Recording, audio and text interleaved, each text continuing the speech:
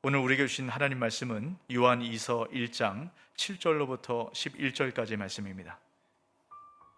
미혹하는 자가 세상에 많이 나왔나니 이는 예수 그리스도께서 육체로 오심을 부인하는 자라.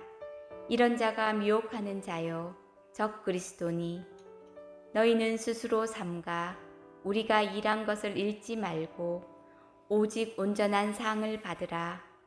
지나쳐 그리스도의 교훈 안에 거하지 아니하는 자는 다 하나님을 모시지 못하되, 교훈 안에 거하는 그 사람은 아버지와 아들을 모시느니라. 누구든지 이 교훈을 가지지 않고 너희에게 나아가거든 그를 집에 들이지도 말고 인사도 하지 말라. 그에게 인사하는 자는 그 악한 일에 참여하는 자임이라. 아멘. 아멘. 우리 앞시대로 인사할까요? 잘 오셨습니다. 사랑하고 축복합니다. 네, 요즘 이런 말이 있습니다. 시대의 흐름을 읽는 자가 이 세상에서 성공한다라고 얘기를 해요. 우리가 살아가는 이 시대가 얼마나 많이 급변하는지 모릅니다. 너무 빨리 진행을 해요. 그래서 시대의 흐름을 잘 읽을 때 우리가 성공할 수 있다라는 것이에요. 여러분, 그래서 요즘은 이 시대의 흐름을 읽는 그 트렌드에 대한 책들이 굉장히 많이 나옵니다. 여러분, 교회도 마찬가지인 것 같아요. 이 교회 안에도 너무 급변하기 때문에 코로나 이후로 우리가 지금 그런 시간 보내고 있지 않습니까? 교회도 어떤 흐름을 타고 가는가, 그 흐름을 잘 읽는 방법이 필요합니다. 그래서 책이 한 권 나왔어요. 한국교회 트렌드 2024. 제가 예전에 한번 소개를 시켜드렸는데요. 10개의 주제가 들어가 있습니다. 그 중에 10번째 주제가 있는데요. 그 주제는 이단에 관련된 내용입니다. 우리가 올해 초에 한국교회 몇몇 이단들이 폭로되지 않았습니까? 나는 신이다라는 다큐멘터리죠.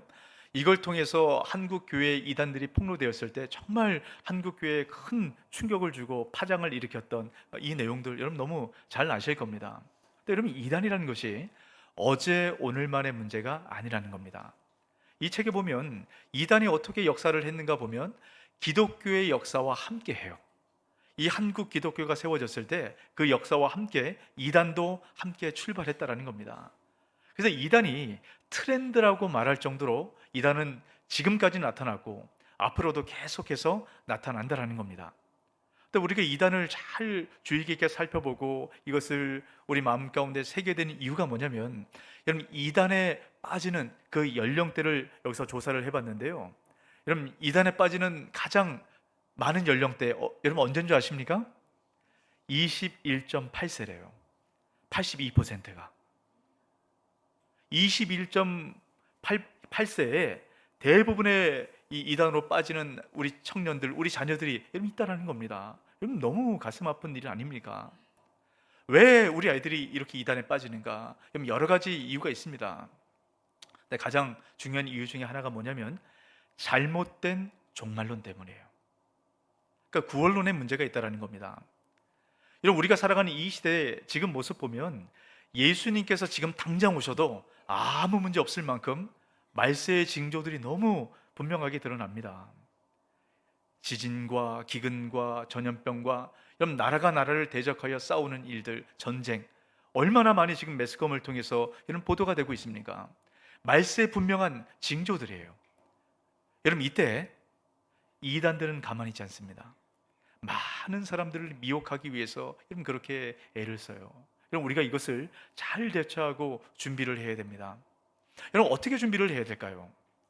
여러분, 이단에 빠진 사람들을 잘 조사해 보니까 이 책에서 그런 이야기를 합니다. 진리 안에 기반되지 않은 성경 해석이 문제다라고 이야기를 해요. 그러니까 진리 안에 기반을 두고 여러분 성경을 풀어가야 된다는 겁니다. 그 중에서 여러분 성경에 보면 많은 진리들이 있잖아요. 근데 그 중에 그 모든 것들의 기반이 되고 이것에 바로 세워져야만 흔들리지 않는 중요한 진리 몇 가지들이 있습니다. 여러분, 오늘 그 중에서 우리가 한 가지를 나눠보려고 해요. 우리가 이 진리를 마음 가운데 잘 새기시고 여러분 특별히 우리 자녀들을 잘 가르치시기 바랍니다. 그래야 우리 자녀들이 흔들리지 않거든요. 우리가 오늘 요한 2서 말씀을 함께 나누게 되는데요, 요한 2서 말씀 역시 이단의 문제 때문에 교회가 시끄럽습니다. 혼란의 문제가 생기는 거예요. 그럴 때 사도 요한이 이 진리 안에 설 때 너희들이 이단의 문제에 넘어가지 않고 견고하게 서게 된다. 아주 중요한 진리 한 가지를 이야기를 하게 됩니다. 여러분, 오늘 요한 이서 말씀은 사도 요한이 나이가 아주 많이 들었을 때 이 편지를 썼어요. 근데 여러분, 우리가 먼저 오늘 말씀을 좀 본격적으로 들어가기 전에 사도 요한이 이 편지를 누구에게 썼는가, 이걸 좀 살펴볼 필요가 있어요. 자, 1절 말씀을 보시기 바랍니다. 장로인 나는 택하심을 받은 부녀와 그의 자녀들에게 편지하노니. 자, 여기 장로는 사도 요한을 얘기합니다. 근데 누구에게 썼다고요? 택하심을 받은 부녀와 그의 자녀들. 자, 여러분, 이 택하심을 받은 부녀와 그의 자녀들, 여러분, 택하심을 받았다, 이 말을, 표현을 성경 원래대로의 의미를 살펴보면 이렇게 됩니다. 택하심을 받은 여주인님과 자녀들. 굉장히 그 존칭을 사용하고 있어요. 지금 이 편지를 썼던 사람은 사도 요한입니다. 아주 나이가 많이 든 사도예요. 그리고 예수님의 제자입니다.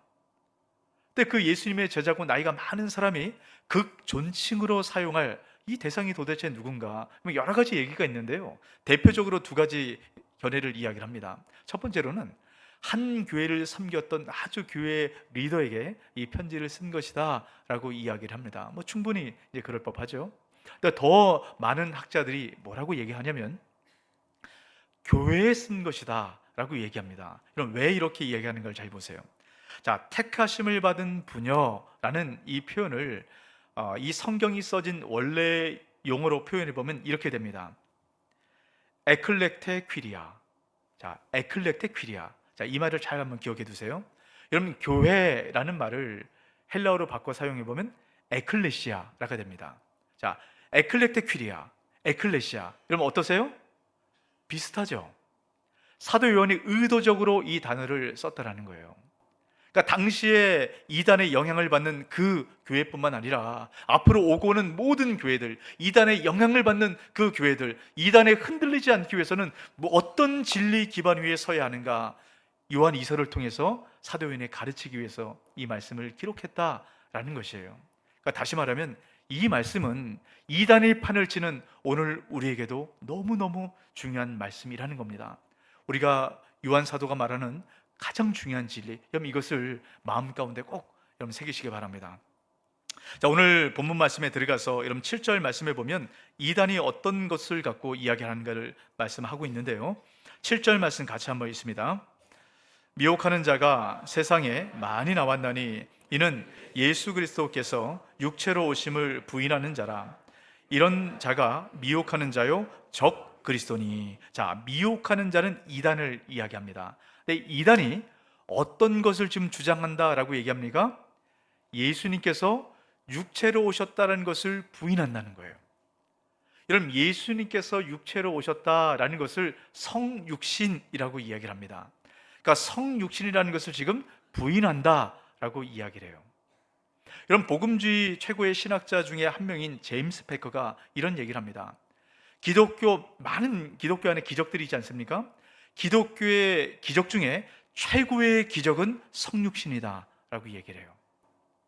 여러분, 우리 안에 때로는 이 말씀 앞에 의심이 될 때가 있고 믿음이 흔들릴 때가 있지 않습니까? 왜 이 말씀이 어렵고 우리 믿음이 흔들리는가?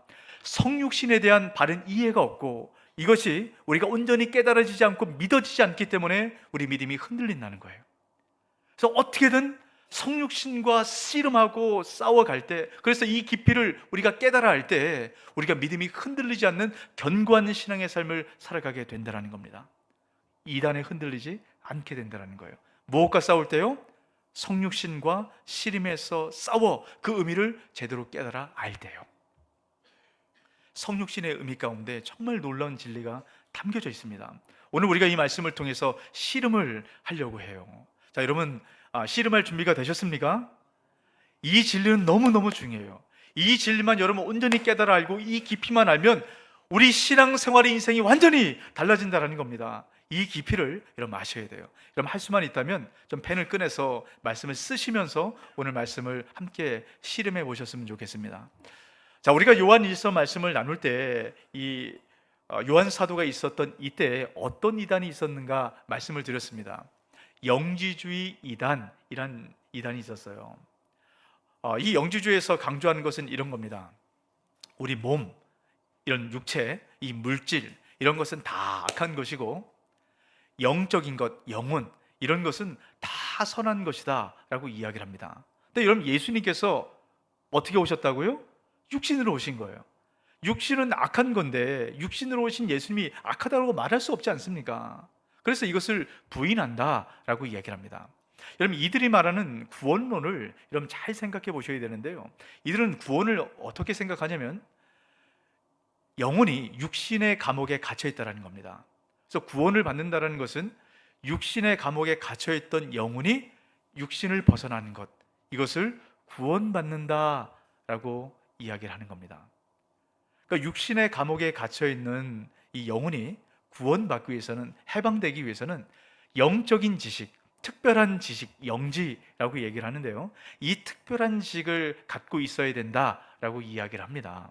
그래서 이 특별한 지식을 갖게 되면 영혼이 육체에서 벗어나 신의 세계로 들어가는 구원에 이르게 된다라고 이야기를 합니다. 여러분, 뭐 황당무계한 그런 얘기처럼 들리세요? 아닙니다. 모든 종교 안에 이런 내용이 담겨져 있어요. 모든 종교가 얘기하는 게 바로 이런 겁니다. 여러분, 다른 종교들의 이런 가르침을 잘 한번 기억해 보세요. 구원받는다는 것은 사람이 신이 있는 그 세계로 들어가는 것, 신에게 가는 것, 이것을 구원받는다라고 이야기를 합니다. 그래서 이 사람이 신에게 가기 위해서는 크게 두 가지를 하라라고 얘기해요. 도덕성과 치성입니다. 도덕성과 치성이 신에게 도달할 수 있는 중요한 구원 요소다라고 이야기를 합니다. 여러분, 그래서 이 세상의 많은 사람들은 착한 일을 해야, 좋은 일을 해야 구원을 받는다, 이렇게 생각하는 것 아니겠습니까? 또 치성을 드려야 돼요. 신이 감동할 만한 그런 행동을 하고 돈을 들이고 또 많은 정성을 바쳐야 구원을 받는다, 이렇게 생각을 하게 됩니다. 근데 어떻습니까? 아무리 많은 치성을 드리고 아무리 많은 착한 일을 한다고 이런 구원받는 게 아니거든요. 그럼 그림을 한번 보도록 할까요? 자, 이것은 샤갈이 그린 그림인데요, 이카루스의 추락이라는 그림입니다. 이건 고대 그리스 로마 신화를 배경으로 그린 그림인데요, 크레타 섬에 이카루스라는 사람이 갇혀져 있었어요. 이 섬에 갇혀 있으니까 너무 답답하지 않습니까? 이 섬을 어떻게 탈출해야 될까 고민하다가 기발한 아이디어 하나를 생각합니다. 새의 깃털들을 다 모아가지고 밀랍으로 다 붙이는 거예요. 그래서 날개를 만들어냅니다. 그래서 이 날개를 얻어가지고 이 크레타 섬을 탈출을 하게 됩니다. 근데 이 감옥에 갇혀 있을 때, 이 섬에 갇혀 있을 때 태양을 너무너무 동경했어요. 이 태양을 향해 내가 나가고 싶다. 그냥 날개를 달고 태양을 향해 날아오기 시작합니다. 그동안 그렇게 동경했던 이 태양 가까이 다가갔어요. 이러면 어떻게 됐겠습니까? 밀랍이 녹아내리는 겁니다. 그래서 깃털이 다 떨어져서 바다에 추락해서 죽게 되었다라는 이야기가 담겨져 있어요. 이게 의미하는 게 뭔지 아십니까? 우리 모든 사람은 신을 향한 갈망이 있다라는 겁니다. 그런데 그 신에게 도달할 수 없다라는 것을 보여주는 거예요. 이게 종교심입니다. 모든 사람 안에 이 종교심이 있어요. 여러분, 성경 안에도 이 얘기를 합니다. 여러분, 우리 모든 사람은 인간이 초월해서 하나님께 나아가는 길을 만들려고 합니다. 이게 죄성이 만들어낸 일이거든요. 여러분, 성경 보면 바벨탑 사건이 있습니다. 대표적인 거예요. 왜 바벨탑을 만듭니까? 하나님께 도달하려고. 이게 사람이 갖고 있는 잘못된, 죄악된 종교심을 얘기합니다. 근데 우리 안에 끊임없이 이런 게 있어요. 뭔가 내 힘으로, 내 스스로 그 신의 영역에 도달해보고 싶다. 오늘날에는 새로운 바벨탑을 우리가 쌓고 있습니다. 어떤 사람은 돈, 어떤 사람은 명예, 어떤 사람은 권력, 사람들의 인정, 이런 바벨탑을 쌓아서 하나님께 다가가려고 하는 거예요. 이게 종교심입니다. 그래서 우상을 우리가 만들어내는 것이에요. 근데 결국 우리 사람은 스스로의 힘으로 하나님께 도달할 수가 없습니다. 질적인 차이 때문에요. 우리 사람은 피조물입니다. 피조물인 사람이 창조주인 하나님 앞에 이르게 될 수가 없는 겁니다. 여러분, 전도서 기자의 표현을 빌어서 여러분에게 말씀해 보면 전도서 기자는 이렇게 표현합니다. 하나님께서는 하늘에 계시고 우리 사람은 땅에 있다라고 얘기합니다. 하늘에 계신 영이신 하나님 앞에 땅에 있는 육체를 갖고 있는 우리는 절대로 그 하나님 앞에 다가설 수 없는 큰 간격이 있다라고 얘기합니다. 그래서 이 간격 때문에 생기는 문제가 뭔지 아세요? 하나님이 하늘의 것을 얘기할 때 우리는 그 하늘의 것을 땅의 것으로 듣는다는 겁니다. 그래서 늘 하나님을 오해한다는 거예요. 뭐 예를 들면 이런 겁니다. 여러분, 예수 믿으면 복 받습니다. 맞습니까? 네, 예수 믿으면 복 받아요. 당연한 겁니다. 우리가 예수는 복 받기 위해서 믿는 거예요. 근데 하나님께서 말씀하는 예수 믿고 받는 복, 그것은 하늘의 복을 얘기합니다. 근데 우리 이 땅에 살아가는 우리는 이 말을 오해하는 거예요. 그래서 땅의 복으로 착각을 하는 겁니다. 그래서 예수 믿으면 복 받는데, 그래서 많은 사람들이 예수 믿고 예수님 앞에 왔습니다. 그들이 기다리는 복이 뭐죠? 돈 잘 벌고 사업 형통하고 몸에 질병이 있어요. 갑자기 뭐 기적적으로 벌떡벌떡 일어나고 자녀들 다 잘 되고 이런 생각들을 하게 됩니다. 여러분, 맞습니다. 하늘의 신령한 복 안에 이 복이 함께 포함되는 거예요. 하지만 주님께서 말씀하신 하늘의 복은 이런 수준의 복이 아닙니다. 근데 우리는 이 하늘의 복을 땅의 복으로 착각해서 이 복을 어떻게든 얻으려고 합니다. 근데 여러분, 예수 믿는다고 하는 모든 일이 다 형통하던가요? 그렇지가 않은 겁니다. 때는 어려움이 생기기도 하고 하늘이 잘 안 되기도 하고 질병의 문제가 생기기도 하고 자녀들 가운데 어려운 일들이 생기기도 합니다. 그러니까 오해하는 거예요. 아니, 예수 믿으면 복 받는다며. 근데 예수 믿는데 어떻게 내 삶이 이럴 수 있지? 하나님을 원망하는 겁니다. 하나님 날 배신했어. 그러니까 나도 하나님 배신할 거야. 이렇게 이야기를 하는 겁니다. 이것이 오해에서 나오는 거예요. 하나님과 우리 사이에 이 큰 간극을 제대로 이해하지 못하기 때문에 아무리 하나님께서 내가 너와 함께한다, 내가 너를 사랑한다, 내가 너에게 복을 주겠다 말씀하셔도 이게 이해가 되지 않는 것입니다. 그래서 하나님께서 말도 안 되는 일을 하셨어요. 하나님께서 사람으로 건너오셨습니다. 사람은 아무리 노력해도 이 간극을 넘어서 하나님께 갈 수가 없어요. 우리 사람이 하나님께 이룰 수 있는 유일한 길은 딱 하나입니다. 하나님께서 그 간격을 건너서 우리에게 오시는 거예요. 이게 바로 성육신 사건입니다. 하나님께서 우리 수준에 맞춰서 눈높이를 맞춰서 하나님께서 우리에게 내려오신 이 사건, 여러분, 이게 성육신 사건이에요. 그 모든 것을 다 내어버리고 우리 사람을 위해서 이 땅 가운데 오신 이 성육신의 놀라운 사랑, 이 성육신에 담겨있는 이 사랑, 이 깊이와 너비와 높이를 깨닫는 만큼 우리 인생이 달라지게 됩니다. 여러분, 하나님께서 모든 것을 내어버리고 우리에게 오신 눈맞춤 하시는 이 사랑, 눈높이를 맞추는 이 사랑, 이 성육신의 사랑의 그 깊은 은혜를 깨달아 알게 되시길 주의 이름으로 축복합니다. 여러분, 이 의미를 깨달아 알면 우리 신앙생활이 달라지게 됩니다. 근데 여러분, 성육신이라는 것은 하나님께서 우리의 눈높이를 맞추는 사랑이다, 우리가 하나님께 갈 수 없기 때문에 하나님께서 우리에게 건너오신 사랑이다 라고 제가 말씀을 드렸습니다. 근데 여러분, 여기까지 하나님의 사랑을 이해하지만 그래도 아직 풀리지 않는 질문 한 가지가 있습니다. 한번 생각해 보세요.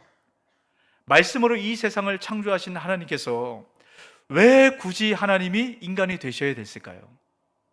천사를 인간으로 만들면 안 됩니까? 다른 피조물을 인간으로 만들면 안 됩니까? 하나님은 충분히 그럴 수 있지 않습니까? 근데 왜 굳이 하나님께서 인간이 되셔야만 됐을까요? 여러분, 이 의미를 아셔야 돼요. 여기에 담겨져 있는 성육신의 놀라운 의미를 우리가 깨달아 할 때 여러분, 신앙의 길이 달라지게 됩니다. 이것을 여러분 자녀들에게도 깨달아 알게 하셔야 됩니다. 여러분, 여러 가지 이유가 있습니다. 제가 그 중에 가장 중요한 두 가지만 말씀을 드릴 겁니다. 여러분, 왜 하나님께서 인간이 되셔야만 했는가? 그럼 첫 번째는요, 우리에게 하나님의 생명을 나눠주기 위해서. 우리에게 뭘 주기 위해서요? 하나님의 생명을. 여러분, 처음 들으세요? 성경은 이것을 이렇게 표현합니다. 요한복음 3장 16절 같이 한번 읽습니다. 하나님이 세상을 이처럼 사랑하사 독생자를 주셨으니 이는 그를 믿는 자마다 멸망하지 않고 영생을 얻게 하려 하심이라. 여러분, 예수님께서 우리에게 주신 영생, 이 영생이 바로 하나님의 생명을 이야기합니다. 그냥 우린 단순히 영생을 영원히 죽지 않고 사는 것, 이렇게 생각하는데 아닙니다. 영생이라는 것은 영원히 죽지 않고 사는 게 아니에요. 하나님의 생명을 이야기합니다. 하나님의 생명을 우리에게 주신 거래요. 제가 이 기적적인 얘기를 하는데 아무도 놀라진 않으시네요. 여러분, 이건 깜짝 놀라야 될 사건이에요. 여러분, 첫사람 아담이 이 하나님의 생명을 잃어버렸습니다. 이것을 마지막 아담인 예수 그리스도께서 그 영원한 생명, 하나님의 생명을 우리에게 넘겨주신 것, 이것이 성육신에 담겨져 있는 의미예요. 여러분, 우리가 하나님의 생명을 가진 사람입니다. 이제 좀 놀라세요. 이건 놀라야 될 일이에요. 여러분, 하나님의 생명을 가졌기 때문에 우리에게 주어지는 게 뭡니까? 우리가 천국에 가서 더 이상 눈물도 없고 아픈 것도 없고 고통하는 거 없고, 그 이유는 뭐냐면 하나님의 생명이 우리에게 들어와 있기 때문입니다. 영원히 살기 때문이 아니에요. 하나님의 생명이 우리 안에 들어와 있기 때문에 우리가 하나님과 같아지는 것이에요. 놀랍지 않으세요? 이제 조금씩 놀라기 시작하는 것 같아요. 여러분, 이 깊이를 아셔야 됩니다. 하나님의 생명이 우리에게 있대요. 이게 믿어질 때 여러분, 어떤 은혜가 주어지는지 아십니까? 로마서 8장 32절 같이 한번 있습니다. 자기 아들을 아끼지 아니하고 우리 모든 사람을 위하여 내주신 이가 어찌 그 아들과 함께 모든 것을 우리에게 주시지 아니하겠느냐. 아멘. 하나님의 생명이 우리에게 들어와 있음을 깨달아하는 순간, 예수 그리스도를 우리에게 주심으로 그 예수님의 영원한 하나님의 생명을 우리에게 주셨다는 이 사건이 믿어지기 시작할 때 어떤 게 우리 안에 믿어진다고요? 그 모든 것을 우리에게 주심이 당연하지 않느냐라고 말씀하는 겁니다. 여러분, 하나님께서는 우리에게 가장 좋은 것을 주길 원하세요. 그 가장 좋은 것이 뭡니까? 영원한 생명이요. 영원한 생명까지 주셨는데, 영원한 생명에 미치지 못하는 모든 것, 우리가 구하는 것, 먹을 것, 입을 것, 마실 것, 이것 하나님께서 주시지 않겠느냐 라고 얘기하는 겁니다. 여러분, 왜 염려하십니까? 왜 걱정하세요? 우리가 염려하고 걱정하는 이유가 뭡니까? 내가 필요한 것 하나님 안 주실까 봐 염려하고 걱정하는 것 아니겠습니까? 오늘 말씀 기억하세요. 이미 성육신의 사건이 뭐라고 얘기합니까? 하나님께서 하나님의 생명까지 주셨는데 그보다 못한 것들, 우리가 하나님께 구하는 것들, 재정적인 문제들, 경제적인 문제들, 우리 자녀의 문제들, 이런 관계의 문제들, 이런 것 하나님께서 우리에게 주시지 않겠느냐라고 말씀을 하는 겁니다. 우리가 염려하고 근심하는 이유는 하나님께서 이 성육신 사건을 통해서 우리에게 주신 그 하나님의 생명, 이것이 우리가 제대로 이해되지 않기 때문이에요. 씨름하세요. 여러분, 이 성육신임을 씨름하십시오. 하나님의 생명이 우리에게 주어졌다, 이것이 믿어지고 깨달아하는 만큼 주의 그 풍성한 은혜 가운데 우리가 거하며 살아가게 됩니다. 하나님의 그 영원한 생명, 하나님의 생명, 그래서 우리를 하나님과 같이 만드신 하나님의 은혜, 그 깊은 은혜를 깨달아하는 저와 여러분 되시길 주의 이름으로 축복합니다. 제가 다음번에 이 말씀 드렸을 때 여러분 깜짝 놀라서 바로 이겁니다. 하나님의 생명이 이렇게 놀라는 겁니다. 모두가 기쁨으로 그 경탄에 참여하는 저와 여러분 되시길 축복합니다. 그랬으면 좋겠어요. 저는 이 말씀을 묵상하면서, 야, 하나님의 생명을 내가 소유했구나. 이 생명을 소유했는데 왜 걱정합니까? 왜 염려합니까? 걱정할 필요가 없는 것이에요. 그럼 또 두 번째 의미를 기억하셔야 됩니다. 왜 하나님께서 굳이 인간이 되셔야만 됐는가? 여러분, 만약에 하나님께서 하나님의 생명을 우리에게 주시기 위해서만 하나님께서 사람이 되셨다면 굳이 33년의 이 땅의 삶이 필요 없었을 겁니다. 그렇지 않을까요? 하나님의 생명을 우리에게 주시기 위해서면 이 땅에 사람으로 오셨다가 그냥 생명 딱 주고 가시면 되잖아요. 근데 왜 33년의 시간을 이 땅 가운데 사셨을까요? 여기에 담겨진 두 번째 의미가 놀랍습니다. 자, 그럼 8절 말씀을 보십시오. 너희는 스스로 삼가 우리가 일한 것을 잃지 말고 오직 온전한 상을 받으라.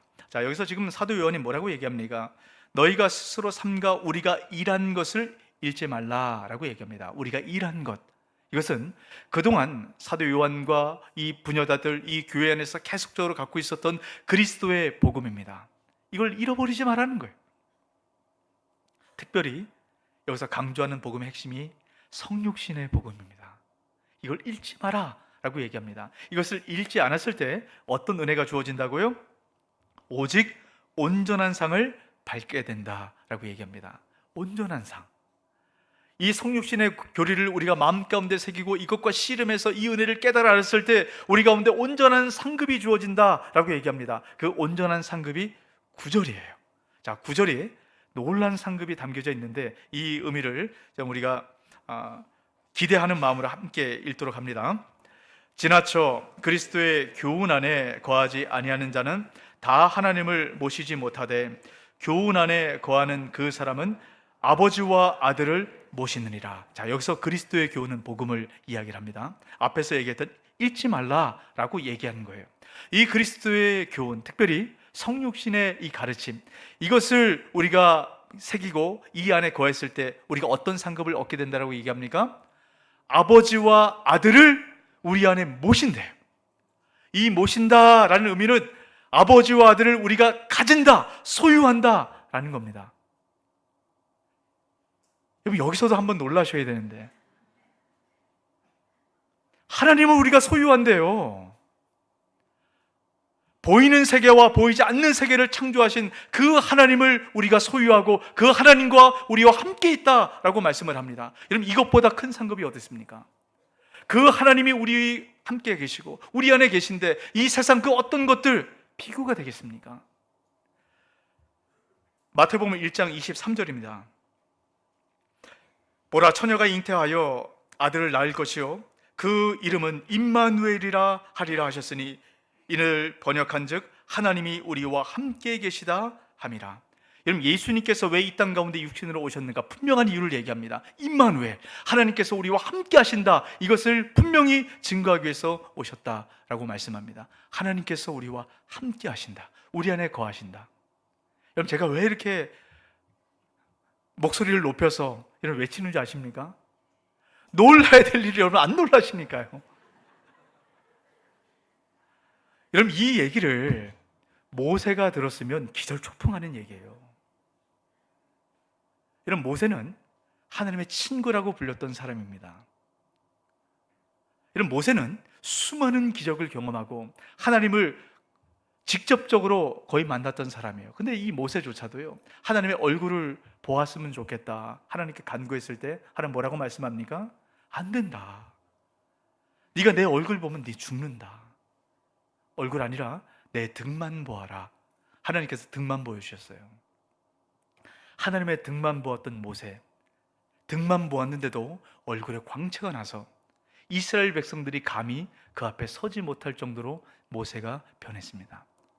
근데 우리가 하나님의 등이 아니라 하나님과 함께 한대요. 하나님을 우리 안에 소유한대요.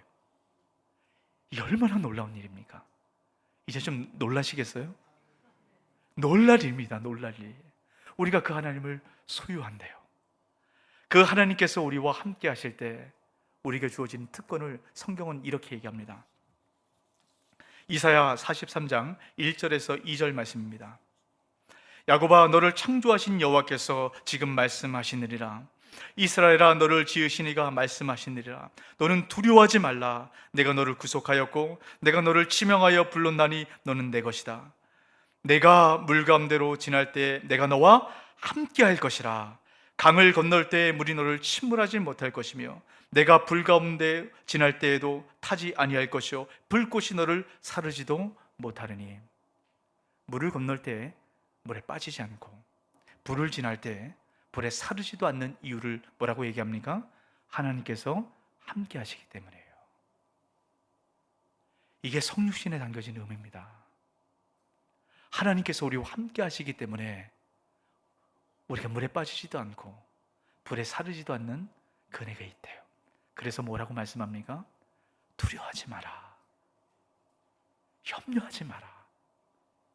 여러분, 성경은 이런 말씀이 가득가득 차 있습니다. 제가 한 가지 말씀만 더 읽어드릴까요? 여호수아 1장 9절입니다. 같이 한번 읽어볼까요? 내가 내게 명령한 것이 아니냐. 강하고 담대하라. 두려워하지 말며 놀라지 말라. 내가 어디로 가든지 내 하나님 여호와가 너와 함께 하느니라 하시니라. 하나님께서 함께 하실 때 놀랄 일이 없고 두려워할 일이 없다라는 거예요. 근데 우리가 왜 놀랍니까? 왜 두려워합니까? 왜 염려가 됩니까? 여러분, 미국에 아주 유명한 기독교 미래학자가 있습니다. 레너드 스윗이라는 분인데요. 이분이 얼마 전에 한국에 왔었어요. 그러면서 한 기자와 인터뷰를 했던 내용이 신문에 실린 적이 있었는데 그런 얘기를 합니다. 오늘날 기독교는 심각한 질병을 앓고 있다라고 얘기합니다. 그 질병은 JDD라고 얘기합니다. 여러분, ADD는 주의력 결핍 장애를 얘기합니다. 여러분, 많은 아이들과 요즘 세대들이 주의력 결핍 장애 때문에 문제가 많아요. JDD는 예수 결핍 장애를 얘기합니다. 예수 교회에 예수가 빠져버렸다는 거예요. 그러면서 이런 비유를 들었어요. 립싱크로만 노래하는 가수를 얘기합니다. 여러분, 가수가 자기 목소리로 노래 안 하고요, 입만 뻥긋뻥긋 하면서 노래를 한대요. 이게 가수라고 말할 수 있습니까? 우리가 마음으로는 예수를 믿지 않지만 입술로서만 주여 주여 하는 것, 이것이 예수 결핍 장애라고 얘기합니다. 여러분, 예수 결핍 장애가 생겼을 때 나타나는 증상이 두려움이라는 거예요. 여러분, 우리가 왜 두려워합니까? 왜 염려합니까? 주님께서 우리와 함께 하시고 우리 인생을 책임지신다고 하는데 우리가 두려워하고 염려하는 이유는 예수 결핍 장애라는 질병이 우리 안에 들어왔기 때문에요. 여러분, 염려가 되세요? 두려움이 되십니까? 그렇다면 우리 안에 질병이 있다는 사인입니다. 예수가 지금 결핍되어 있다는 거예요. 그 예수를 우리 안에 모셔드리기 바랍니다. 그러면 우리 두려움이 사라져요. 우리가 예수 믿고 살아간다는 것은 그 성육신하신 주님께서 우리와 함께 하신대요. 우리와 함께 하실 때 어떤 두려움도, 어떤 근심도, 어떤 염려도 우리의 것이 아닙니다. 여러분, 이 말씀을 기억하시면서 예수로 충만하게 채워짐을 통해서 주님 주신 그 기쁨과 감격과 그 은혜 가운데 살아가는 저와 여러분 되시길 주 이름으로 축복합니다. 여러분, 이 예수로 우리가 채워지는 가장 좋은 방법이 있습니다. 제가 지금 여러분 성육신과 좀 씨름하시라고 제가 말씀을 드렸어요. 여러분, 이 성육신과 씨름할 수 있는 가장 좋은 방법이 있습니다. 그게 뭐냐면, 성육신이라는 것은 하나님께서 우리에게 눈높이를 맞춰서 내려오신 사랑이라고 말씀했습니다. 우리가 눈높이를 맞추는 사랑을 할 때 이 성육신의 의미를 깨달아야 돼요. 여러분, 배우자들에게 성육신의 사랑을 실천해 보시길 바랍니다. 눈높이를 좀 낮춰보세요. 여러분, 자녀들에게 눈높이를 맞추는 그 사랑을 실천해 보시길 바랍니다. 여러분, 주변에 여러분이 힘들게 하는 사람들에게 눈높이를 맞추는 그 사랑을 좀 실천해 보시길 바라요. 우리 성도들 안에 눈높이를 낮추는, 그래서 눈높이를 맞추는 그 사랑을 실천해 보시길 바랍니다. 그럴 때 우리에게 눈높이를 맞춰서 우리와 함께 하시는 그 성육신의 놀란 신비의 은혜가 여러분 삶 가운데 가득 채워지게 되시길 주 이름으로 축복합니다. 아멘. 이 말씀을 기억하시면서 우리 함께 찬양하고 기도했으면 좋겠습니다.